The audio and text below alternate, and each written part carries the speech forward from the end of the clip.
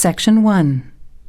You will hear a conversation between Annetta and Charlotte, first-year university students, and Bill, who works for the Student Union Employment Service. First, you have some time to look at questions 1 to 5.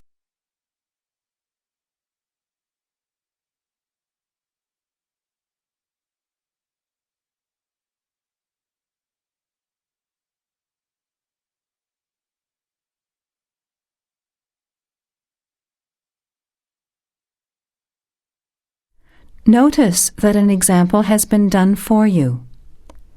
This time only, the conversation relating to the example will be played first.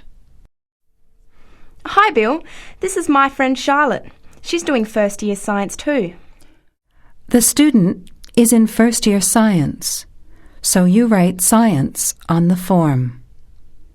Now, let's begin. Answer the questions as you listen. You will not hear the recording a second time. Listen carefully to the conversation and answer questions 1 to 5. Hi Bill, this is my friend Charlotte. She's doing first year science too. Pleased to meet you, Charlotte. Annetta told me you want some part-time work.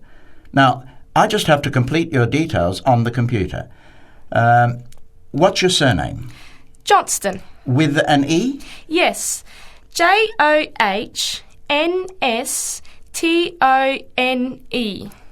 I know that you live in the Heathfield Street student residence, but I can't remember the street number there. It's 126. 126. Good. And the phone number? Well, actually, I never give people that number because sometimes nobody answers or they forget to pass on the messages. So, I bought a mobile phone yesterday, but I can't remember the number.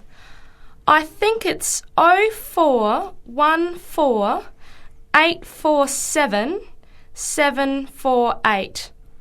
I'll just check. No, sorry, not 748. It's 749. 0414 847 749? Yes, that's right. I must try and remember it. And what sort of work are you looking for? Well, anything really, I suppose, though it depends when it is. I'd rather work during the day, if that's possible. How many hours a week were you thinking of? Oh, I'm not sure.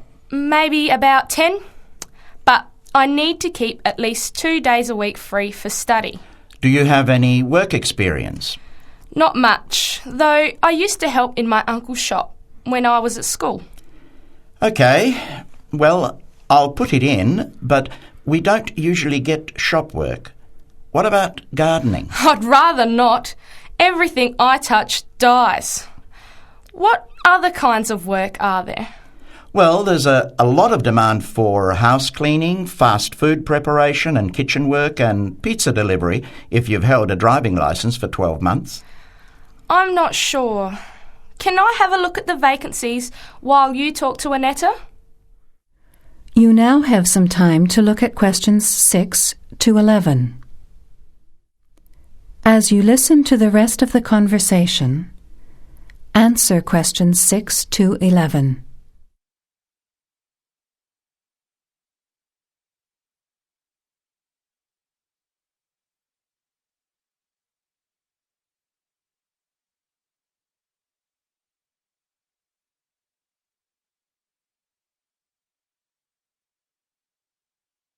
Bill, I'd like to change my job. You're at the Hamburger Express on the High Street, aren't you? What's the problem? Well, I never know what hours I'm going to work. I start at 7 p.m. and I'm supposed to finish at 11 p.m, but sometimes they keep me until 2 or 3 a.m. Yes, that is a bit late if you have to make a 9 a.m. lecture the next day. And the other thing is the pay. They're supposed to pay me on Thursdays, but they never pay me on the correct day, often not until Friday or Saturday. A few weeks ago, I had to wait until Sunday. They said their son was sick, so they couldn't get to the bank, but they're always making excuses. Yes, that doesn't sound too good.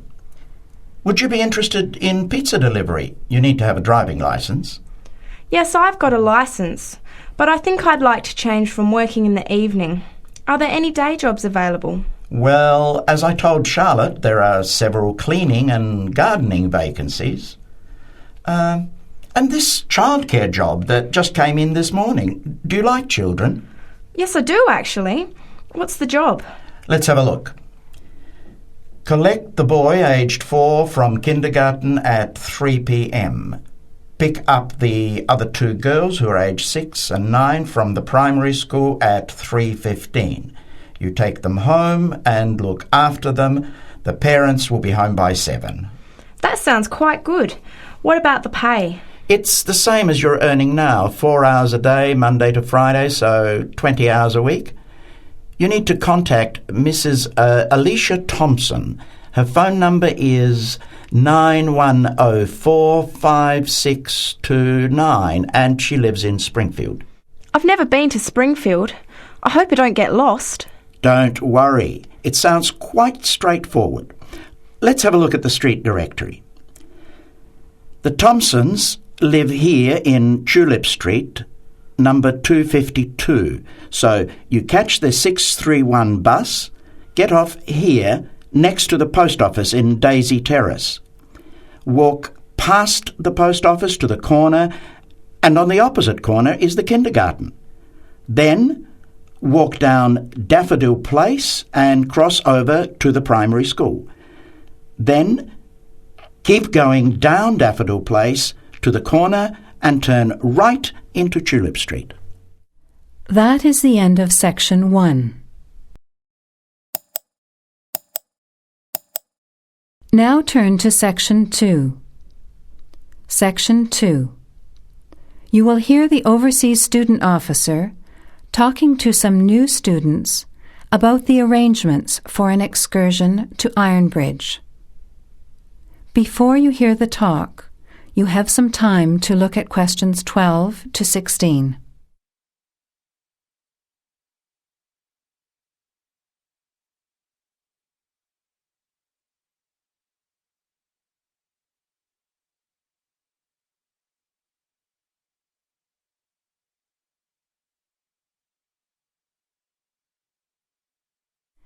Now, listen carefully to the first part of the talk and answer questions 12 to 16.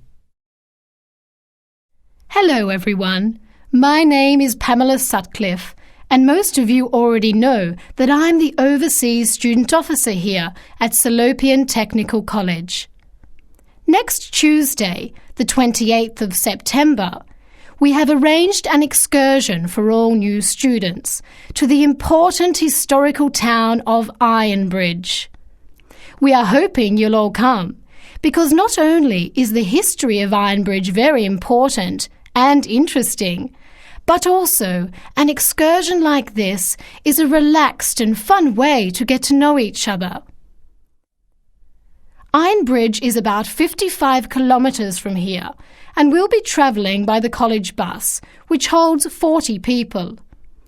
If there are more than that, we'll bring a couple of staff cars as well, though I might ask you to indicate on the list if you have a car and would be willing to take a couple of passengers. The list I'm referring to is up there on the student notice board, and if you would like to come on Tuesday, would you please add your name as soon as possible? By the way, could you please print your name clearly? I know some people have wonderful signatures, but often I'm afraid I can't read them, which can cause problems. So if we need extra transport and you could bring your car, can you tick the car column next to your name? Could you also add your student number and your telephone number, just in case there are any last-minute changes and we have to contact you? The other information I need to give you is about lunch. There's a very nice little restaurant in Ironbridge which gives a 15% discount to the college when we bring groups. That means lunch is only about £4, and they do good vegetarian meals too, so it's usually no problem for those of you on special diets. But if you prefer to eat your own food, that's fine too, either on the bus or in the park. But I'd encourage you to try the restaurant. Now, talking of costs, I should tell you that the bus will only cost you £10, and if you bring your car, we'll pay for the petrol, so you get a free trip in return for driving there. Will you please sign up by Saturday at 6 p.m. at the latest? The list is closed after that. We will depart at 9:30 a.m. sharp on Tuesday morning, so please make sure that you arrive at least 15 minutes before so that you can find a seat and get settled on the bus. Before the talk continues, you have some time to look at questions 17 to 21.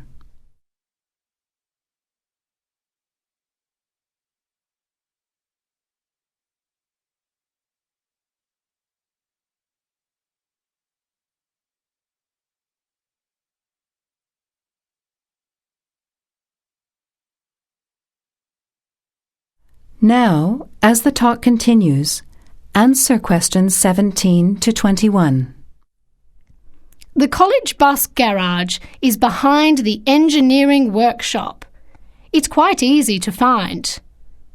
If you come here to the Student Union building, then walk east down the avenue until you get to the childcare centre on your left, and then turn left and walk past the sports centre and the tennis courts, which are both on your left.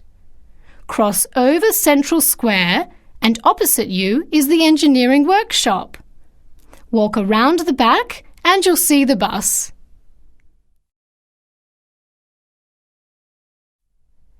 Please wear comfortable shoes, as we'll be walking around Ironbridge and be on our feet for most of the day. Wear a warm jacket, and you might like to bring an umbrella and a backpack to put them in if the weather's warm and sunny, which we hope it will be, but of course we can't guarantee that. Certainly bring your cameras and any snacks or drinks for the bus journey there and back, which should take about an hour and a half each way. You should all check the notice board on Monday, and we'll also put a note in your mailbox to confirm arrangements, so don't forget to check it. Now, why are we visiting Ironbridge? Well, Iron Bridge, as the name suggests, has got the original iron bridge. That is, the first ever iron bridge in the world. It was the birthplace of the Industrial Revolution, and for 40 years it led the world, as Britain changed from an agricultural society into an industrial one. It's hard to imagine today that this pretty, sleepy little tourist town was one of the most important places in England for over a century. Just imagine, 200 years ago, people from all over Europe and even North America came to Ironbridge to learn about what was then the latest technology. Today it is listed as a World Heritage Site by the United Nations, as they consider the unique collection of industrial monuments rank it alongside the Grand Canyon, the pyramids, and the Great Barrier Reef. One place that's fun to visit is Blist Hill, which is a reconstruction of a small Victorian industrial town where people are working and living as they did 100 years ago. I hope you'll enjoy the day. It's been a very popular excursion in previous years, so I'm looking forward to going again next Tuesday. Now don't forget to put your name on the list as soon as possible. That is the end of Section 2.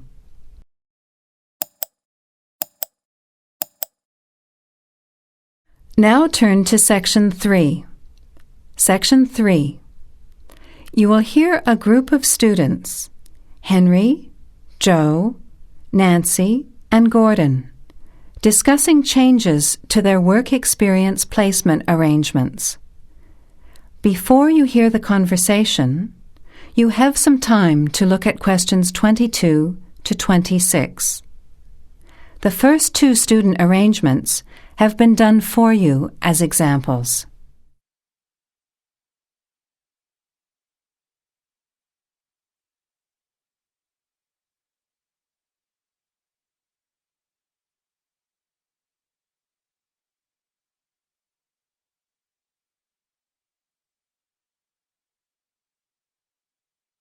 Look, there's the notice that Professor Jones told us he'd be putting up confirming the details of our work experience placements. But I thought that was already arranged. No, he said he'd have to check with the companies that the days we preferred were okay for them.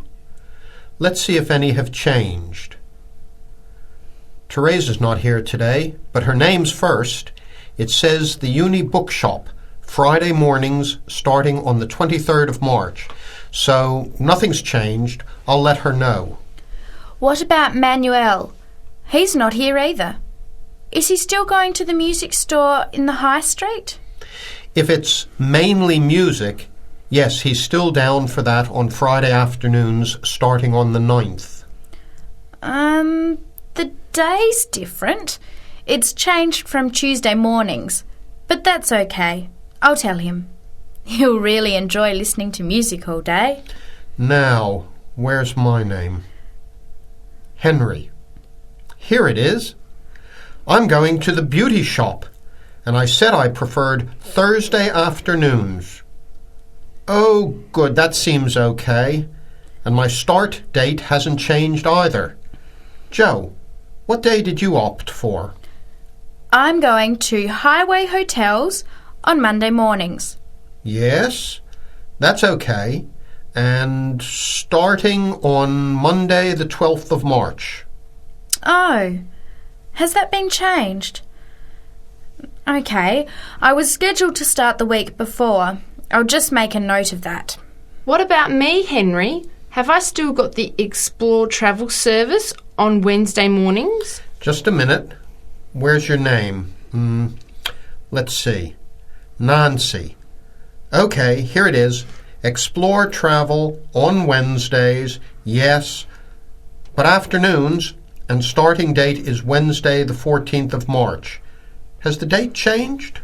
No, not the date, just the time, which is fine. I'll get to sleep in. You lazy thing, Nancy. Chris's name is next on the list. Gorgeous Gowns Fashions. What a name. Yes, it sounds good, doesn't it? I'm hoping he'll bring me some free samples. So, has he still got Wednesday mornings? Yes, Wednesday mornings starting on the 14th of March. Okay, I'll tell him when I see him tonight that his arrangements haven't changed. Gordon, what about you? I chose that software company that makes computer games. I can't remember its name, but I asked for Tuesday afternoons. Oh, yes. Here it is. Games to go on Wednesday mornings. There's a note here saying they have their weekly staff meetings on Tuesday afternoons, so that wouldn't be much use to you. That's why they've changed it to Wednesdays, starting on the 21st of March, so you can see their working setup. OK, I'm glad they've changed it. I don't think I'd want to sit through a meeting every week. Before the conversation continues, you have some time to look at questions 27 to 30.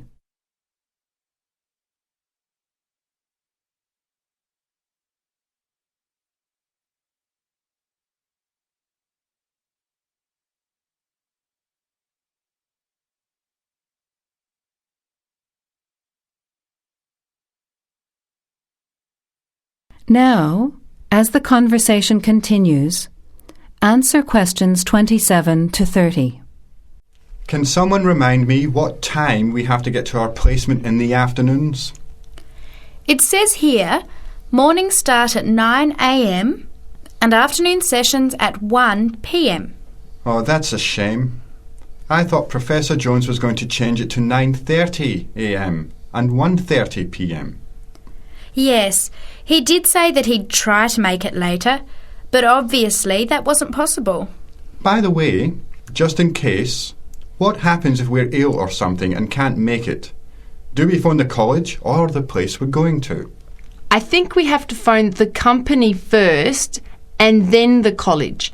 Didn't you get the information sheet about work experience at our last seminar? No, I missed it because I had to go to the dentist. What else did it say? Well, we have to do a total of 24 hours altogether.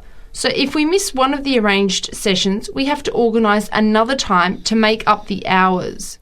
And he gave us details of the presentation we have to give about our work experience. Oh, really? What do we have to do? In week 10, we each have to give a presentation to the class about the company we've been with. It's 30% of our final mark for this subject, so it's going to be a lot of work. Yes, he's expecting us to do a lot of research while we're there so that we can outline the history of the company, its management structure, number of employees, other branches, etc. And he said we should use lots of visuals such as diagrams and flowcharts during the presentation. Yes, and we should also include what we did each week, the different departments of the company or positions that we observed, and try to relate what we saw to our studies so far. He gave examples like management style, accounting systems, information technology, and so on. You were right. It sounds like lots of work. That is the end of section 3. Now turn to section 4. Section 4. You will hear a talk from a member of the Conservation Society talking about green cleaning. First, you have some time to look at questions 31 to 34.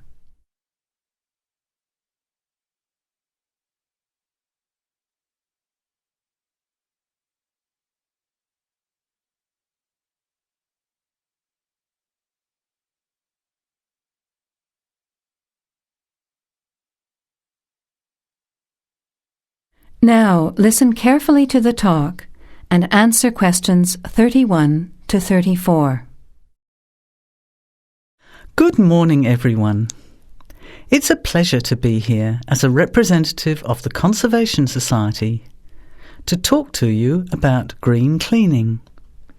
In other words, about ways you can help to save the environment at the same time as saving money. I'll start with saving money, as we're all interested in that, especially students who are living on a tight budget. Probably none of you has sat down and calculated how much you spend on cleaning products each year. Everything from dishwashing detergent, window cleaners and so on, through to shampoos and conditioners for your hair, and then those disasters, products to get stains out of carpets or to rescue burnt saucepans. I can see some nods of agreement. Even if you don't spend a lot of time on housework, you'd end up spending quite a lot of money over a period of time, wouldn't you?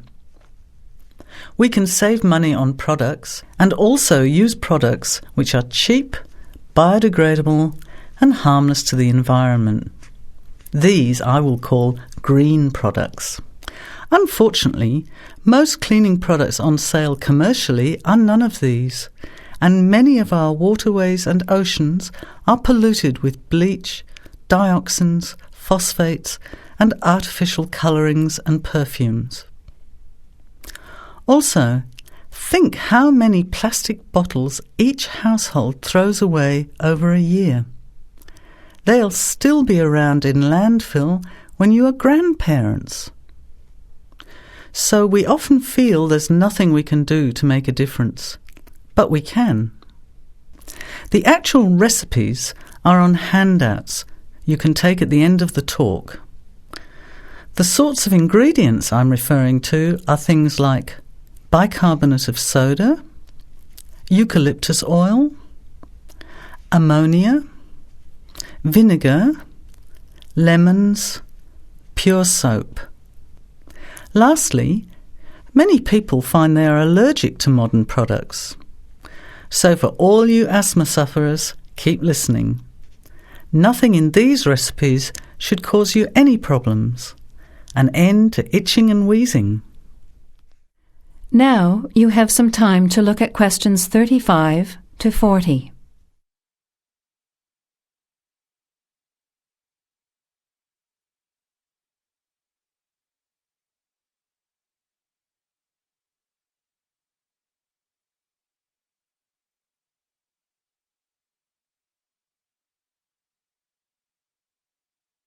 Now listen and answer questions 35 to 40. So, let's start with spills and stains. Soda water is wonderful as an immediate stain remover. Mop up the excess spill. Don't rub, but apply soda water immediately. It's great for tea, coffee, wine, beer and milk. As is salt or bicarbonate of soda, which will absorb the stain. Then vacuum when dry and shampoo if necessary. While we're talking about disasters, let's quickly look at some others that can be avoided. Bicarbonate of soda is wonderful for removing smells, especially in the fridge. An open box in the fridge will eliminate smells for up to 3 months. And those terrible burnt saucepans, either sprinkle with our good friend bicarb again and leave it to stand, or cover with vinegar and a layer of cooking salt. Bring it to the boil and simmer for 10 minutes, then wash when cool. Much cheaper than a new saucepan. Then there are heat rings on wooden furniture. Simply rub with a mixture of salt and olive oil, or for scratched furniture, use olive oil and vinegar. Now, let's look at general cleaning. First, the floors.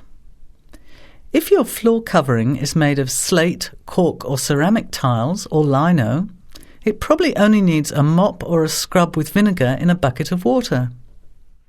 Carpets can be shampooed using a combination of pure soap, washing soda, cloudy ammonia and some boiling water.